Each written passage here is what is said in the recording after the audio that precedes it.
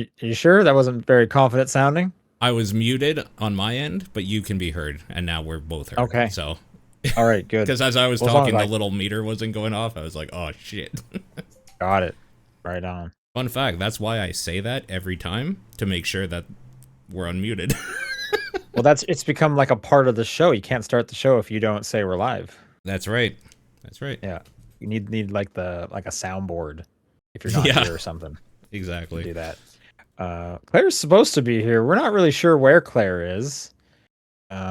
Maybe she'll join later. I don't know. Yeah. Yeah. If you're with Claire right now, tell her to get on the show. Yeah. Say, hey, look at this, and show her that we're live. And we're live. Yeah. Pass her your phone. Yeah. Be like, aren't you supposed to be on this? Yeah. What you been up to this week? Spider Noir started. I watched 2 episodes of that, and I love it so far. I'm very, very happy with it. Interesting. Okay. I'm actually surprised that you had started it. I'm used to you kind of coming a little late to the shows. Mm-hmm. I watched it yesterday. I'm an episode and a half into it. Okay. Yeah. I'm actually finding it kind of slow. Like there's not a whole lot going on. I love the character work, and I love Nick Cage as just this kind of like downtrodden, like shitty Spider-Man dude. Like I really enjoy just the feel of the whole thing. Okay. Are you watching it in black and white? I am actually switching between them because there's like some things that I'm just like, oh, I wonder what like this looks like in black and white, and then I'll go back to color for a bit. So I've actually been actively switching. Interesting. I downloaded them onto my phone to watch on my commute. Okay. And like it would only let me download color. I don't know why Oh. you can't download whichever one you want. Yeah. And then when I tried just streaming it in black and white, it just kept doing the color one. So I don't know like if it was because my phone was like when I went to stream it, it's like, oh, we see it downloaded. We'll just play your downloaded one. I don't know what it is. So I've only seen the color one. Okay. But I would like to see the black and white one. But you don't have a preference? I don't have a preference because it doesn't feel like they shot this with the theory that it was black and white. Like there's no like really stark like darks in certain areas. Like it's not stylized. It just kind of looks like they took the color out of the colored version, which is a little disappointing. Oh. Yeah, I would have assumed that would have been front and center. Mm-hmm. It's okay. But yeah, no, I'm really liking it. I'm a huge Nick Cage fan, so like just seeing him kind of play that character is really fun. Well, even that is I feel like we're getting kind of a muted Nick Cage. Like we're not getting any big expressions, big emotions. So even that I'm finding to be a little disappointing. I don't know. Maybe there'll be a bit more later on, but like I said, it's slow for me. Yeah, that the whole first episode. Is there like any Spider-Man-y thing? There's like one, I think, besides like the intro. Yeah, there's definitely the intro. I don't think so. Is that the one? Does that end with a fight? Yeah, that's like the only Spider-Man-y thing he does, I think. Sure. Oh, I mean, he's not Spider-Man right now. It's the whole part. Yeah. Point. So.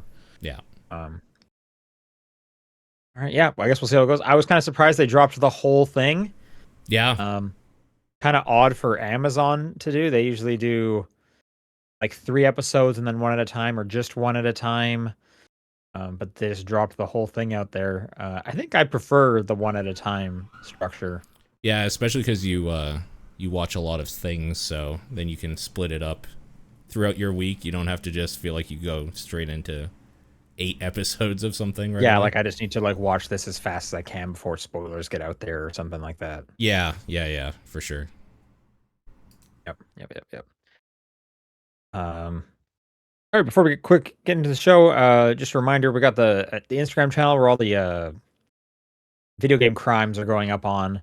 Yeah. Also launched a TikTok. Figured I might as well just throw them up there too. So if TikTok is more your speed, you can watch the crime segments over on that channel. Okay. Nice. So just like, comment, subscribe, do all the things. Yeah. Do all the things on those. Yeah, that's right. So, yeah. But let's do a podcast. Top Down Perspective for May 28th. I'm Sean Booker. I'm Paul Fleck. And what did I watch in the theater? Is that worth talking about? What did I watch? Yeah, what came out? Or What came out this what last was weekend? Oh, it recent? was Star Wars, Mandalorian and Oh Grogu. yeah, yeah. Okay. What did you think? It's not very good. I don't think it's very good. Okay, are you a fan of Mandalorian? Like Yeah, one, two, yeah, three, or whatever, season one, yeah, two, three? Okay. Did you like yeah. season three? Season's kind of garbage. It's been so long. I mean, we did a TVP about Book of Boba Fett. Remember that? That was I not do. good. I do remember that. Um, Yeah. I yeah, I would say I'd like Mandalorian and Grogu. I just don't think this movie's very good. Gotcha. It's like fine. Like okay, it is inconsequential. Like a TV Nothing of episode, yeah, but like longer. it's like two TV episodes. Nothing Yeah. of note happens. Um, yeah. Anyways, Fair. and Backrooms comes out this weekend. I'm not gonna see that, but that is based on the Roblox video game. Sure. All right, Paul, why don't you give me a game you've been playing? All right, I didn't write this down, but I'm just gonna say it here. I downloaded Pictonico to see what that was. Oh yeah, it's as it's your job to That was report my back. job. So that demo, because it's only a demo unless you buy packs, like we talked about, Free to start. is 3 mini games, like WarioWare-esque mini games with using your pictures. Well, they're all WarioWare mini games. Yeah. It's developed by the WarioWare guys. Yeah, you only get 3 for free. Okay. I think, weren't we saying, like, what do you think they sell a pack for? And you were saying like $3. I said maybe 5. Do you know what it is? I do know what it is. I don't remember what I said Okay. last time, but I still don't know how many games you get, so that kind of would change my judgment, right? Yeah. You get 70, I think, and it is $10.99. 70 games? Mini games, yeah. Holy, that's so many games. I know, it's crazy. And that's for pack 1. You don't need any other games. That's Actually, 70 games going to last you all year. I don't want to give Come on, you... Mom, please buy me this for my birthday. It's like getting me 70 games, as a young Sean once said about Mario Party. Did it work? It must have worked, right? I don't think it worked. Oh, okay. I'll give you the actual rundown here because there's 2 packs. One of them is $2.99 and one is like $7.99. This second is American prices? I think so. I'm not sure because I'm not gonna buy this probably. Okay, so $3 and $8. Is the $8 pack the 70 games? Okay, sorry, I misspoke. It is 50 games and then 30 games, 80 total. If you bought the 2 packs. If you buy both the packs, okay. So for $11, $11, it's 50 games. Let me go to the purchase screen games. and I'll tell you if it goes in Canadian or You're US. not gonna do this. You're not even gonna buy like the little pack? No. Purchase was canceled. $11.54 Canadian, so $10.99. It's probably Canadian price, and then like the tax on top of that. I think 3 and 8 is what I had read as well. Okay, American. So then that tracks. That makes sense. It's fine. Like if you want dumb WarioWare games where you can take a picture or it scans. You know what's disconcerting though is that to start it, it's like we're gonna scan your phone for pictures, and it scanned literally my whole phone. It's like, right, oh, like that's the whole, your photo library, right? Yeah, it's like that's a little weird because you get the option after to go into the settings and choose like what folder you want it to look in, but the first time it just looks at your whole phone. Your entire everything. The nudes are in there. They are definitely stealing your data. Screenshots are in there. Yeah. Also, maybe like this is ridiculous to think that you could do this, but why can't I put a picture of my cat? Like it gives you the little circle that's like place a face in here, but it has to detect a human face. And I wanted to like make my cat do silly things, but it won't. So it's scanning your library, but it's being selective for. It's just looking for faces. It's looking for faces, yeah. So so like you get there's like your dick's not going to just show up in the WarioWare mini game. Well, it wouldn't anyways because I don't have pictures of that on my phone. Sure. Yeah. Okay. Right. Wink. Yeah. I mean, we're live right now. Can't talk about that. Yeah. That thing, I think, is kind of a waste of time and money, but it's there if you want it. So, there you go. Okay. Yeah. I mean, you know, like $3 is not the end of the world. I've probably spent $3 on worse things. Yeah. 8 and 3, if you were to buy like both of them, is kind of ridiculous. But I mean, if you like it, you like it. It is what it is. It's fun. It's whatever. No one's forcing you to buy this game. True. True. I'll quickly say Subnautica 2 as well. I think I started this actually last weekend. I forgot to talk about it because I was pretty early on in it. That thing is really, really good. I was worried that it would be maybe like hamstring a little bit because of all the weirdness that was going on the back end with development and all that sort of stuff. But well, the weirdness was, how can we not pay these developers? It wasn't anything to do with like they're struggling to develop the game. It was Korean dude asking ChatGPT, how do I get out of this deal? And from what I can tell, because there are so many people playing this game, he is absolutely going to have to pay that money. So actually there was a news thing today where they have stated they're going to pay it. Yeah, not surprising. Of course, right? I mean, that's just the like perfect forward like version of Subnautica. It has all the basic stuff in it with a lot more quality of life stuff. The base building stuff is incredibly well done. They have kind of this new like gimmick or whatever where your character is basically like a 3D printed human that like you're being put into or whatever, or that you are. And because of that, you can like absorb different abilities, and that's kind of like their weird gimmick of giving you weird new things slowly by absorbing them from the things that exist in the environment. The thing I like about Subnautica isn't in that yet though, which is like the full-blown story stuff. So I'm just having fun mechanically, kind of like getting my feet wet. Whoa, I see you did there. Yeah, because this is early access, right? This is early access. Apparently it's about 20 hours worth of content right now, and then it will give you the like, hey, thanks for playing. And apparently that like thanks for playing is right when the story starts like really picking up and get you interested in it. So that's the stuff that like I want, is the stuff after that. But I figured I wanted to take a look at it, and I'm very impressed. I think that game is incredibly well done. Okay. Can't wait to replay it 2 years from now. All right. I'm going to hop in here with the game I've been playing. I've only really been playing one worth talking about. 007 First Light. Yeah, it came out a couple days ago, right? Yeah, I think it was like a Wednesday, Tuesday. There was like an early access if you bought early or something. I can't remember. It did that thing though, I think. People have been playing it for a few days, I think, now. Right, yeah. So this is the James Bond game by IO Interactive, the Hitman devs. Yeah. And you can definitely see the Hitman pedigree there.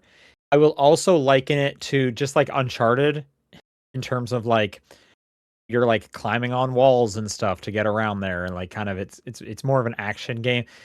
You know, it was rare in the Hitman games where you would be running.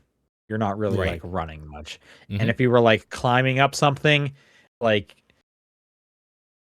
there wasn't often a need to like scale a wall. It's like there's a better way to do this. Yeah. I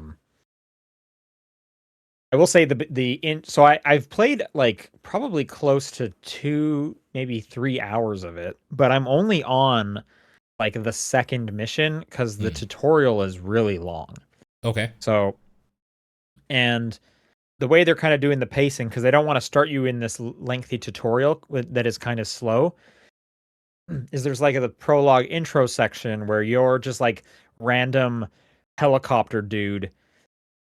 Your whole like helicopter gets shot down, your team's like dead, and you're just like MI6 calls in your ear like, hey, you're the only one there. We need you, dude. So you're not even a spy yet. Uh-huh. And then that one, that's not so much a tutorial besides just like, this is how you jump, this is how you wall climb and stuff like that.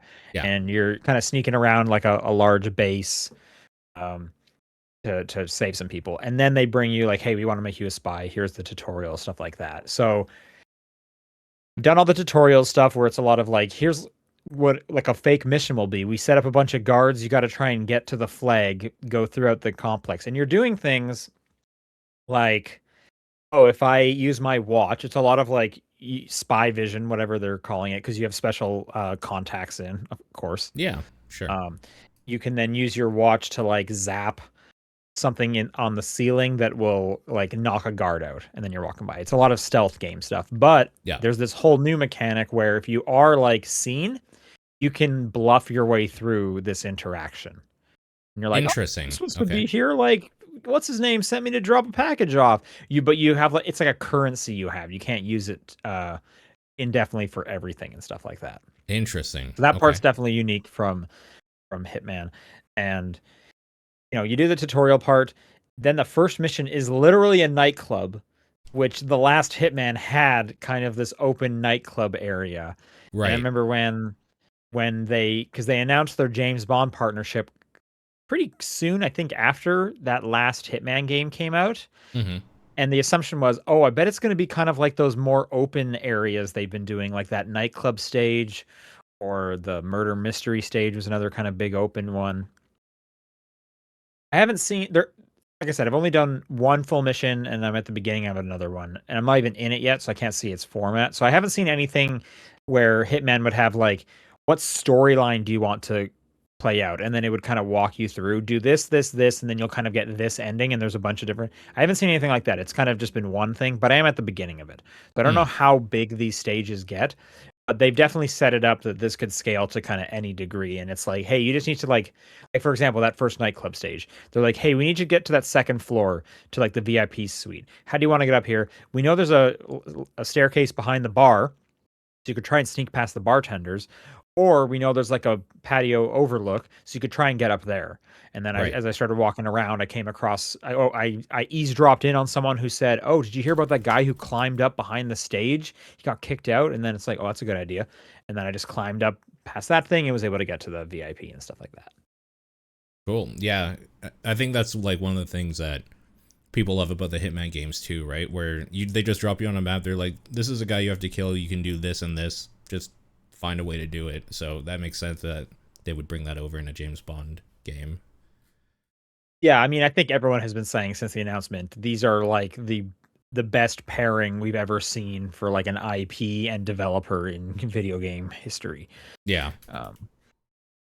Maybe also like Larian with Baldur's Gate. Because that was also incredible. Yeah. Yeah, for sure. But yeah, I'll probably talk about it more as I get deeper into these like kind of beginnery levels. But I'm enjoying it. I'm liking the character. The cast of characters are kind of fun because you're all like, hey, we're starting the 00 thing. So it's like you and like 6 other people are all becoming 00 agents. Mm-hmm. So you got like your buddies and whatnot. I'm curious to see how much I can do with this bluffing mechanic, and how easy it is to use and whatnot. But for most part, it's it's a stealth game. You're making the speaker make a sound so that someone walks over there so that you can get past them or you can then knock them out. There's a bunch of different gadgets you get, but of course Hitman had a bunch of gadgets too. Like I've had I have like sickness darts where you can cause like nausea and they'll leave their post and go vomit. I have smoke grenades. I have a camera that is like a stun grenade basically when you like flash it on someone. Okay. Cool. I'm assuming there's going to be a whole bunch more. They keep like teasing other ones. Like they've mentioned this motorcycle that's with like a rocket on it a few times. So I have a feeling I'm going to get to ride that at some point. Sure. Yep. And they did teach me how to drive a car. So there's clearly going to be some kind of car escape section. I also understand this game is quite long. Did you look into the reviews at all? I haven't. No. Apparently like 20 hours long. Okay. Okay. So it is a sizable game for sure. Yeah. Very curious to see how it goes. People seem pretty happy about it. I'm glad to hear that. Yeah. I'm also just glad that like IO is still around. Yeah. As much as I like Hitman, it's kind of nice seeing them do something a little different. Because they kind of were just doing Hitman for a long time there. Yeah. But yeah, any interest in this? You gonna check it out? Not at all. Nope. Wow, were you not a Hitman fan? I love Hitman. I don't care at all about James Bond. So this is good for me. Is gonna be like 3 years from now. It's like $10 or something on a sale. I'll probably get it then.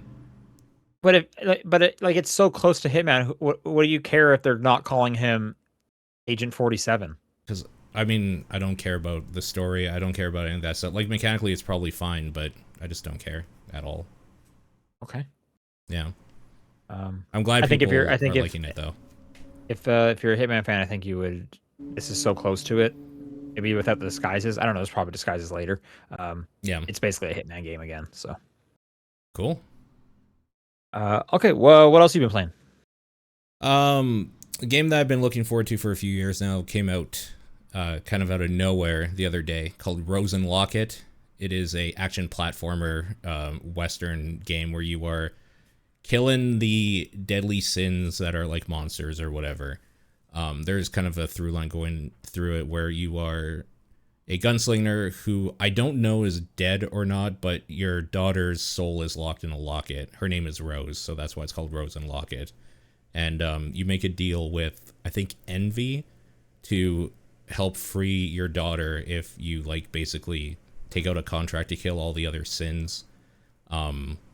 It's just a really fun, like, beautiful looking action platformer shooter type thing. It's in the style is very much like the Samurai Jack cartoon, like a lot of really nice colors and geometrical shapes and all that sort of stuff, some wood block type art and stuff like that. So it's just really, really nice looking and kind of a fun little indie thing. Okay. Yeah. Is that what you were playing right before this? Right before it, yeah. Okay. I got stuck on a part the other night and it made me rage quit, so I wanted to get through it today. And I did. Oh, okay. Is it like supposed to be really hard, or just this was a hard I'm playing section? it on the hardest difficulty, but this one specific section, I found out today that the last session I was playing, it wasn't spawning any healing. So, like, today when I was I don't know if it was a bug or something, but today playing it, every now and then when you kill monsters, you'll get, like, a heart to, like, heal you a little bit. And I wasn't getting that at all last time, and the part is really long and, like, arduous, so just one or two heals like makes the difference. So why are you playing it on the hardest difficulty? because it's fun, like it's pretty good. Okay. There's some parts that are complete bullshit, but for the most part it's been pretty good. There's some parts where they just like literally throw an enemy from off screen at you. It's like, what do you want me to do? I can't see it coming until it hits me. Jump over it. Well, no, they throw it like at your head. So it just hits you out of nowhere. It's that infuriating, but so far it's been good. The other game I've been playing is called Luna Abyss. This is a fast-paced first-person bullet hell shooter type thing, kind of akin to a Doom game, like a lot of battle arenas where you get thrown into an area, a bunch of different sort of enemies are attacking you, and you have one of 3 guns for most of the game, 4 later on, to take them out with. And like one gun breaks shields, the other breaks another sort of like shield. There's like a blue shield and a purple shield. You have your main handgun, like just that sort of puzzle thing where it'll spawn a bunch of dudes and then use this shotgun to break the blue shield, and you use this other sniper rifle thing to break another one. Is it literally like Doom, where it's like if you kill them with this type, you'll get the ammo for this other type? No, not that far, but that you do stun enemies, and you can like basically suck their soul out to like heal yourself or to do like a damage explosion. So that's kind of the closest it gets, but otherwise no, it doesn't have the same like mechanics that way. It's just a cool looking game, really fun combat, and the story is pretty good, and the voice acting is very, very good in it too. So yeah, I saw it pop up on Game Pass, so I was curious. Yeah, it might be worth checking out. If you don't like it after the first like tutorial area, you can probably stop, because it just is more of that for a long time. Okay. Yeah. Is that all you've been playing? Yes, that's all I've been playing. Let's do some news. Hey. To remind myself what happened. Something with Epic. Oh yeah, Epic announced Unreal Engine 6 with a trailer for Rocket League. Oh, that's why people were talking about Rocket League. I didn't look into like why that came up. Rocket League had a big like esports tournament. Oh, gotcha. In Paris I guess last weekend. And this, it's hardly even a trailer. Like the car comes out. It looks really shiny. You know, as someone who's not playing Rocket League, to me it just looks like Rocket League again, but I guess it looks better. Okay. The wheels are That's very cool. round on this car. So Unreal Engine 6 officially been announced, which kind of like really drives home we're about to hit like new generation of hardware. Yep. Because there's usually like one kind of Unreal Engine like per generation almost. Yep. But I also did hear they're saying in the chat, I guess Rocket League has been on Unreal Engine 3 this whole time, which is Oh, odd okay. to think about. Yeah, crazy. Especially because That's Epic owns Psyonix, the developers. that's gonna be a big jump. Yeah. Um, I would have assumed like Fortnite would get it first because Fortnite got 5 first, I believe. Yeah, I makes remember when sense. that came out and with all their like Lumen Yeah. and the lightning stuff. I remember that announcement and that release. But anyways, no like main showboat game to be like this is Unreal 6, but they have mentioned Rocket League, so start the countdown. Cool. All right, over on the Valve side, we got a price hike, the likes of which we have never seen. Yeah, it's crazy. Like every console manufacturer was like, yeah, we're raising it like 50, $100, yada yada yada. Valve comes in, hold my drink. Yeah. Here's a price hike for you. So there's 2 models of the Steam Deck these days, if you don't include the refurbished LCD models, which I don't think they make the LCD ones anymore. So if you're getting like a new Steam Deck, it has to be an OLED. Right. You have the 512 gigabyte OLED, which was $549. That is now going up to $789. That's crazy. That is a 200 and I guess 40? $40 price hike. Yeah. This is American prices, by the way. Yeah. The 1 terabyte OLED, which was $649, is now $949. $300 hike. 300. That is almost a 50% price hike. Yeah. Like this is wild. So like I don't know. I'm just trying to like put it in perspective with what else is on the market. The Xbox Ally X that launched at $1,000 is more powerful than the Steam Deck, and people were like, "This thing is so expensive." Yeah. It's now only $50 more than the 1 terabyte OLED. Yeah, I don't know what you're doing if you buy that Steam Deck over the Ally at this point with that price. Yeah, like at this point, pay the $50, get a Yeah. slightly worse screen, get a stronger Yeah. yeah, because it can play all your Steam games. But you know, there was a thing like I made a ton of videos over at CNET about like which is like the handheld to get right now, and it often came down to like Switch versus Steam Deck, Switch 2 versus Steam Deck, and I was for the most part I was like the Steam Deck is just too good. Like Yeah. it was sitting at like a $400 price point. The access to games, it was too good compared to the Switch that had this closed off. You have to play. You can just kind of get Nintendo. Things are going to be way cheaper on Steam. I cannot say that anymore. Nope. Like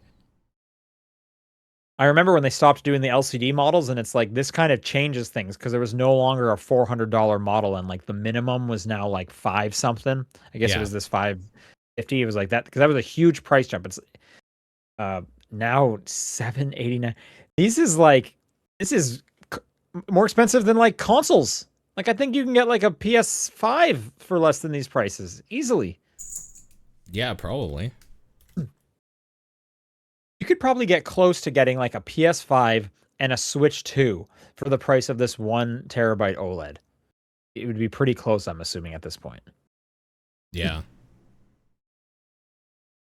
And Canadian, that price is ridiculous. Let me just quickly. I think I actually saw the Canadian one. Okay. I'll let you say the actual numbers because, yeah, they're high.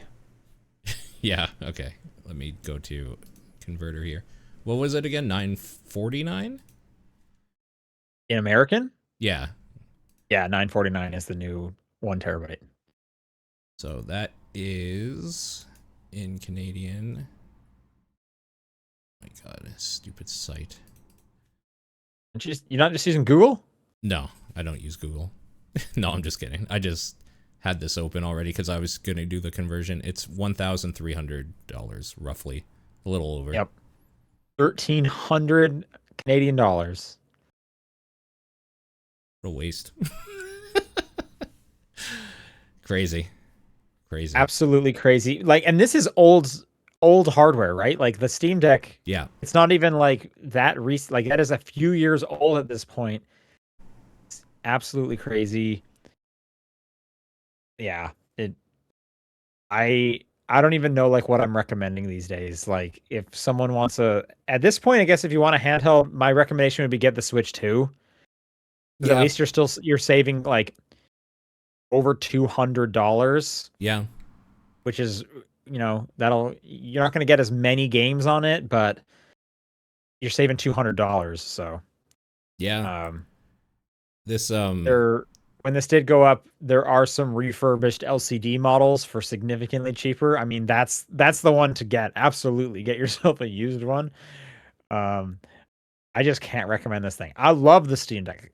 These handheld consoles are great. I love it. This price is ridiculous. It's so dumb. This I remember saying we kind of did predictions. What do you think the Steam box, the Steam machine will sell for? And I said around maybe 900 or something. I'm going to bump that up significantly now, but I'm not really sure where yet. That is the thing is, can you imagine how much the Steam machine is going to be? Like it has to be I feel at like we need to do right? another prediction. What right. are you thinking? You know what? I'll give you a second to think about it. Yeah, because Claire woke up from her nap. And she's gonna join in. Okay, sure. Yeah, that sounds. Then we'll get everyone in on this. Sure. Man. I'm sorry. I'm so fucking tired. It's cool. I'll just pull the audio from the video. So Paul, feel free to stop your recording there. Yep. And it is a good time for you to jump in, Claire, because we're talking about the Steam Deck's new price. I heard and saw, and what the fuck? Yeah. And here's the new. So do you know the new prices? Yeah. Yeah, it's a $300 increase on the 1 terabyte model. Yeah, so $949, and now we're making a new prediction. How much is the Steam machine going to be? Oh, there's. I think at one point, I even said like $600. Yeah, I remember you saying specifically. Yeah. I said it's probably going to be over 900. You said that would be crazy. It's not so crazy anymore. Not so crazy anymore. We were babies then. We didn't know anything. That's right. We didn't know the economy was going to shit a brick. You know what? I'll just go $300 more and say $1,200, because that's what they did here. I don't even remember what number I said, because I remember saying like it has to be low, otherwise the adoption rate is going to be terrible. Yeah. But now with the Steam Deck jumping up $300, like I'm like, oh no, they're never gonna. It's yeah. Just 1,200. There's no question it's over 1,000. If it's not, then like the monitors have why. I think they were saying it's like 6 times as powerful as the Steam Deck. That was like even in their announcement video, they like stacked 6 of them on top of each other. So what you're saying is it's going to be $5,400. Just go fantastic. I mean, you joke, but it's like these are numbers that I would have found comical at one point. Yeah. And it's like every console manufacturer is just like, well, we can go one higher. The numbers do just keep going up. Like we can just keep saying numbers. True. You can keep adding a 0. If something crosses 1,500, I think that's my next like, are you kidding me price at this point. 1,500 would be insane at this point for anything. Yeah. I bought my Xbox Series X for $500 years ago. Yeah. Still playing it. This generation's fucked. This so gaming crazy. generation's fucked. Next generation's fucked. Like they're not going to come out and be like way cheaper. True. But like we're seeing all the signs here. So yeah, like PS6 and whatever Xbox is doing, etc., is boned. But yeah. It's absolutely crazy. All right, last news story here is the next Call of Duty has officially been announced. Okay. Modern Warfare 4. Hooray. Have they done Modern Warfare 4 before? Technically, they did Call of Duty 4, Modern Warfare, and then they did... Yeah, that's true. Yeah. Then they did Modern Warfare, which was, I think, the 4th Modern Warfare. I forget. Yeah, okay. Either way. It's one of those, like, Mortal Kombat 1, Mortal Kombat situations. Sure. This is the first one that is not going to be on last gen consoles. So it won't be on PS4, Xbox One, and it is coming to Switch 2. Hooray. Which Weird. Phil Spencer promised that he would do that when he was trying to buy Activision. Thanks, Phil. Yeah. I'm curious how that one will sell, actually, like if there is a Nintendo audience. If it runs decently, I can see it doing okay. I would assume it runs fine on the Switch too. I just don't know how much of that audience is like, finally, I've been waiting to play this thing since the Want to chat play it on the tells go. me COD Ghost. Yeah, the mobile Call of Duty has people playing it. So, who knows? That's also Maybe. free though, isn't it? Probably, yeah. Yeah, so that is significant. Yep, it's true. Especially when consoles are $900. Stop. I can't. All right, as we finish up this new section, Claire, do you want to talk about some games you've been playing? Genuinely, I have not been playing anything. Nice. Okay, I went on a trip for 2.5 weeks. Oh yeah. Recorded stuff I couldn't actually talk about. Yeah. Didn't play anything for fun. And got back. Like, I played like 30 minutes of Shinobi Art of Vengeance. Okay. On the flight back, and that was about it. Literally, I have spent more time playing this nonsense for stream than I have anything else in my spare time in the last couple weeks, other For than just audio Melver. listeners, what is this? Paw Patrol? Paw Patrol Mighty Pup Save Adventure Bay for the Xbox Series X. I have to assume it's just easy points. That's why we're doing it. Xbox game here? No, so my nephews gave me the game because they didn't want it anymore because they're too old for it. And you, the younger person, was like, yes, naturally, perfect, yeah. time for me. Yeah. No, so I gave chat options last night. I was like, hey, here's like a bunch of new releases and 2 mystery games. I gave them like Yoshi the Mysterious Book, Saros, Pragmata, 2 mystery titles, and another game I'm completely blanking on right now. I think might have been Clockwork Ambrosia. And they picked Nephew's mystery game, so they got Paw Patrol. Nice. Great. Wow. It is a game. That is actually worth fast points, so don't be surprised if you see me finish that up at some point. Okay. All right. It's like 4 hours to get 1,000 points. That's not bad. How was your trip? Trip was good. So I don't know if it's the medication adjustment I did recently or not, but like I have been so tired. So I've been like sleeping on just a ton. Like the first 2 days I got there, I kept sleeping in. The first 2 days after the panel, I slept in, so I missed the second half of the convention.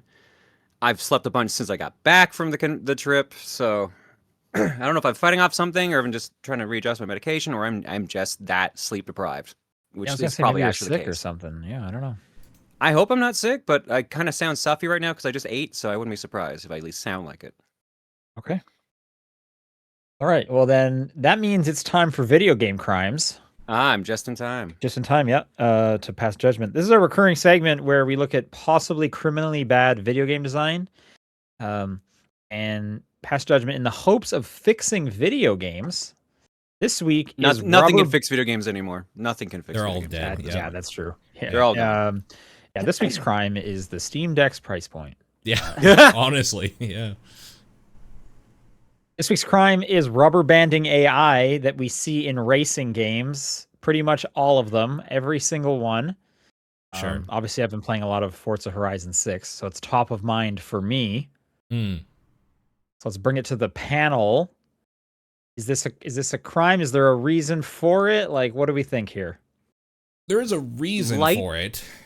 Okay. Yeah. I don't know if I like the reason because I like feeling overpowered if I do well. However, it is pretty lame to play a game for like, let's say 4 laps and you are dominating so hard that you could like just not be there anymore and win. Like you're just basically doing time trials. It's not At a that race. point. Yeah. I think there's a tough balance to it. Like you want it to rubber band enough that like it's not just a blowout. Yeah. But you don't want it to be like anything rare is done where if you just get in first for like 5 seconds, you're just immediately overpassed. Or F-Zero. Holy shit. Yeah. I'd say Rare has always been the worst person for that. Like Diddy Kong Racing, Mickey Speedway, Banjo-Tooie, all those did like that nonsense. Yeah, I think what really helped, because I do agree, like just driving by yourself, if you're that far in front, does kind of suck. Yeah. But it is also annoying when you are racing and you see the other car get a speed boost. Yeah. And it's like, how would that? Like, I know what your top speed is. We've been racing for 2 minutes against each other. Where did this speed boost come from? Yeah. Yeah. Especially in games without like power ups, like Forza, for example, right? I think it works in a game where it's like, if like they know like a young person might be playing it, they want to let them kind of figure out the game, but then it just gets crazy later on in the higher speeds. I think Mario Kart kind of does it okay. It does, because Mario Kart, it always usually gives the AI like a item that will speed them up, so at least it makes sense. It's like, oh, okay, well, he got a star or whatever, so yeah, they hide it a little better. Yeah, they are a little kind of masking it. A little. I think modern racing games, like the way they tried to fix this is the rewind. Yeah. Because they looked at racing games and said, we have to have rubber banding AI, but we understand that by doing so, you're always going to have a threat kind of right behind you, and one screw up can cost you, 4 minutes of driving.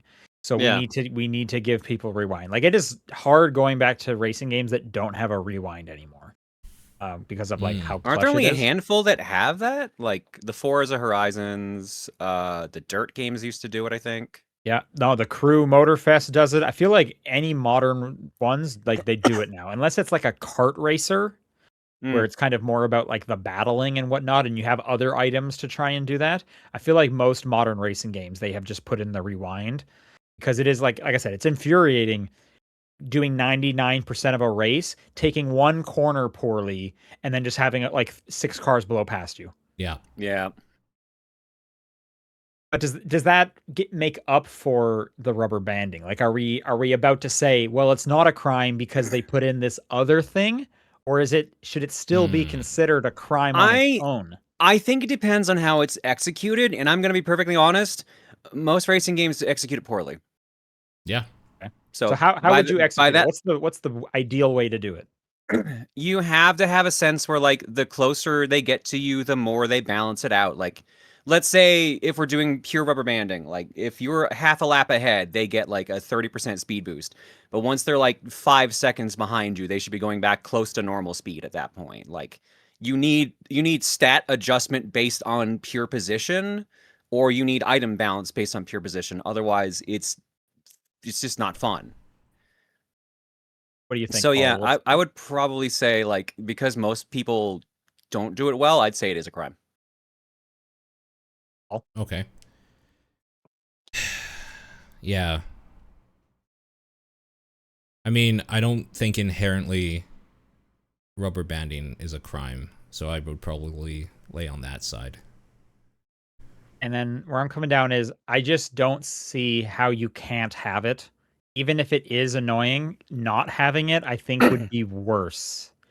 So it's like, it's like something you like we said, if you're just blowing the competition out of the water, that would suck. And if you're doing so poorly that everyone's blowing you out of the water, that would also suck. So I think it's like it's like an evil that we need. So I'm also gonna say it's not a crime. Again, I think I've played too many games that do it badly. I like the only example I can think of where it's balanced for everyone is Initial D. Because Initial D has it so, like, exactly the system I was talking about. If you're like 50 meters behind, you'll get like an increase in speed, but once you're like 25 or less, it goes back to normal values. So it's just makes sense. That I think is not a crime. I think that's actually very fun and great for balance. But otherwise, I've played too many games that absolutely just muck it up and just make it a pain in the ass to play through. So yeah, I've seen too many bad versus good. So I'm saying it's a crime. Okay. Sure. If people would like to send in a crime or a question, they can do so at topdownperspective@gmail.com, at TDP Podcast on Blue Sky, the Discord channel, or Claire's P.O. Box. You could sound like Suku, who writes, in front of you are 2 buttons. One is red and the other is blue. So is true for everyone else in the world. If more than 50% of people press the blue button, nothing happens. If more than 50% press the red button, everyone who pressed blue dies. What button do you press? I hate this because the answer for everybody is everyone should just press the red button and literally nothing happens. But one idiot. So like, well, wait, hang on. Shouldn't you say everyone should press the blue button and nothing happens? No, literally, if everybody presses the red button, because everyone who presses a red button, it only basically kills the blue, right? If it wins, there is no downside to red other than all. murder. Yeah, other than murder. What do you mean, no downside? Yeah. Whereas if everyone presses blue, there literally is no downside. No, you can't trust people, though. You can't trust people either. This is literally a prisoner's dilemma. Yes, that's sure. right. Absolutely. I mean, this is what Squid Game Season 2 was when they introduced this to make the game go on, and it was actually kind of a fun twist on what they had done. I hate this because the right answer, like, unequivocally is you need to press a red button.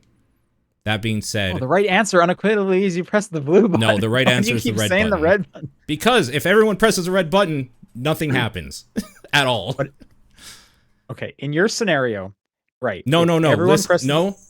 Listen. All right. The right answer is red, but I press blue because I would rather live in a world where I die knowing somebody killed me because over half of the world is fucking evil. Hey, that's beautiful, man. Yeah. That's Answer. That's kind of fucked up, actually. I would rather die than live in a world where more than 50% of people want to kill like the other 50% of people. Fuck that. Do they know this is what the buttons do, or are they? Is this just like a test? I assume everyone knows. Yeah. Otherwise, it would make no sense because you would just be pressing the buttons, just randomly, just like this one. Yeah, it's like because the whole hypothetical here is that you're weighing your odds, right? Yeah. That's why I hate this, because I know I have to press the blue button, and I know it's probably going to kill me. But whatever. Yeah. I think I'm the same as Paul. I think I'd press blue, and it'd probably get me killed. Yeah. So I'm siding with the both of you. I'm going to press blue, because the alternative is if someone's going to like get murdered from this, I don't want that blood on my hands. That's right. That too. Right. Yep. Like even if it's like saving my life, it's like, well, I know because I pressed red. These people died. And I know, and to counter if everyone presses red, it's safe. The same thing happens if everyone presses blue, except there's no chance of murdering anyone. Whereas if everyone but one pressed red, there's going to be one asshole that presses the other color out of spite. Always. Yeah. Okay, but at least I can die knowing I'm not that asshole. That's where I land. Yep. That's fair. And then so I will be admitted into the pearly gates. I mean, that part I don't really care about, but yeah, that's true. I don't care about dying. Don't care about the afterlife. Who cares? Not really. Jeez. Ugh. Thanks, Suku. VGC Kenny writes, what sequel or spiritual successor were you hesitant about because the previous game was disappointing, but the follow-up was actually quite good, much to your surprise? For me, I bought both Ori and the Blind Forest and Ori and the Will of the Wisp on Sean's recommendation. I found Blind Forest to be competent but underwhelming to the point where I almost didn't play Will of the Wisps. I did play it because I had bought it though, and I'm glad I did because Will of the Wisps is fantastic top to bottom. I definitely like Will of the Wisps more than Blind Forest, so I'll probably agree with that. Okay. So I'll probably I think they're both great. I think both those games are awesome. I don't remember them enough to tell you what the difference between them was, to be honest. You can fight in the second one. Oh, and you couldn't in the first? Interesting. No, I don't remember. You could only do that parry counter or whatever they call it, the reflect. Oh. But you literally get like a light sword to actually like combat enemies in the second one. Okay. It has better overall game feel. I just hate the end of the story. That's the only thing about Will of the Wisp I despise. Fair. I have this with the Gears of War franchise. I think 1 is not a good game, but then I just kind of jumped in at 2, and that was awesome. Yeah. I went back and played 1. I also have it with Mass Effect. I didn't care much for Mass Effect 1. Mass Effect 2 is incredible, so I went back and played Mass Effect 1. Assassin's Creed. I mean, I'll agree Assassin's Creed 2 is awesome, but I was also enjoying 1, so I don't think for me it quite fits this question. But I can 2 is such a big jump I totally understand the sentiment. Yeah. The The problem I have is that if I want to play the second game, I will almost always play the first game. And that's why I never finished an Assassin's Creed game. That's fair. So I'm trying to think, like, what did I... It's very hard for me to just be like, yeah, I'll just jump into the new one. I don't do that. Well, I think for me, I think jumping into the second one, that was more of my situation. In this situation, the one they're asking about is you could have played the first one, didn't like it, but then you kept going for the second one. Okay, yeah, sure. Mega Man? Yeah, honestly, man, I didn't get an appreciation for Mega Man 1 until this year, until I played it like 3 times because I was just doing something. I kind of hated that game. Okay. All right. Mega Man 1 is not a great game compared to all the others. Yeah. I'm seeing Red Dead getting mentioned in the chat. Red Dead Redemption 1 is awesome, but 2 is so good. I went the opposite way. I didn't like 2 and I love 1. Oh, I think the story in 2 is awesome, and the story's probably pretty good. Playing that thing sucks. It controls terribly, and I think it's just maybe Rockstar's new engine, which I'm a little worried about. But when it gets snowy and cold in the game, the horse's balls shrink. Good. Yeah. Hey, they made a note to point that out. Okay? I know they did. I remember, but I don't shoot the messenger. Okay. It's so hard to shoot him though. The balls are so much smaller because it's cold out. It's true. It's true. Yep. All right. Rastman writes in and says, for a while there have been people who watch videos with another one in the background or maybe the TV on. While that practice may be fairly common nowadays, there are others who take it a step further and do that with other media. For example, watching a film with another monitor, listen to a song while having another one being played, or maybe even listening to 2 podcasts at the same time or playing multiple games simultaneously. Have you at any point done any of these cases or been in any of these cases? What was the motivation behind it? I have done a number of these. Okay. I've done a few of the first ones, but as they kept listing them, I think they got stranger and stranger. I've listened to multiple songs at once. I've played multiple games at once. That's kind of it. 2 podcasts at the same time. That's 2 podcasts at the same time is a tricky one. Yeah, that's madness. At some point, it's like, wait, are they talking to each other? What's happening? I kind of want to try because you know that now. that would have had to happen, just like the sentences lined up. Like, somehow. Yeah.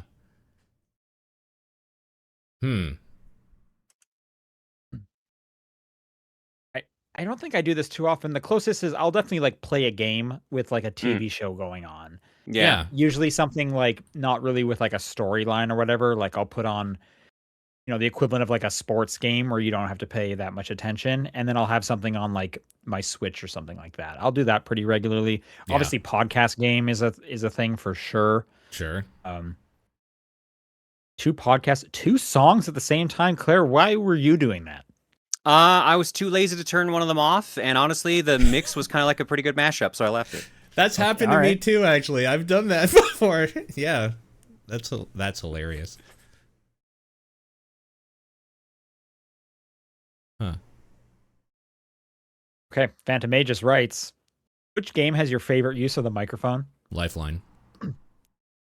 I want to say Lifeline, but it's also garbage to play Lifeline. It's so garbage. I just love that when you talk to her and like the way she talks back to you and stuff, it's just fun. I guess Seaman too. Seaman's just weird.